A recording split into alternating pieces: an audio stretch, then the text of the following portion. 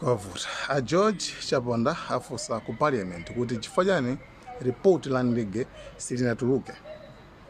Pakana pano. Chimene chikupangisa ndi chani.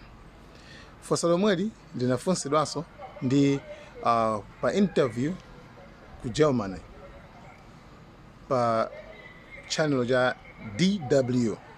Anyway, nduna yaza mtengatenga a Jacob Hara ayankha kuti palibe ripoti loterolo.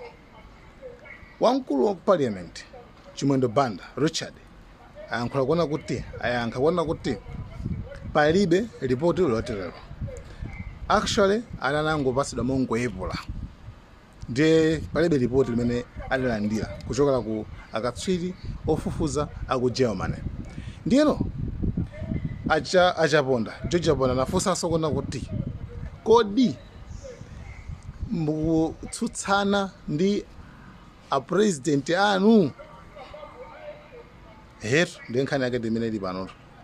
Nde tikudziwa kale pa interview DW anafunsidwa kuti what's holding chimene chikuletsa ndi chani kuti niwe mupange release report la ndege.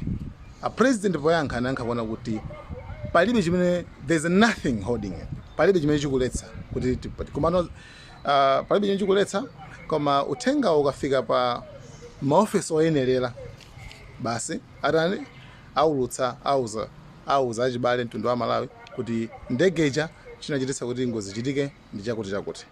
Ndi nkhani imene nayo ndiyo guys, ndi imene yoyo. Thank you so much guys. Malawian cameras pangani subscribe, share to my video to like kuti mena wake anthu enaso news tizingozipanga mongoyipola basi kungozilongosola kuti anthu azimve mwa direct. Thank you so much guys. Bye. Deputy President late Saulos Chilima passed away. German experts were in the country, in Malawi, recently to carry out investigations following his death. They concluded their investigations and submitted the report to your government, but it is yet to be released. What's the hold-up?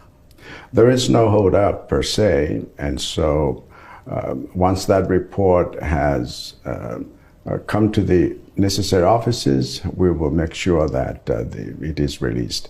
When those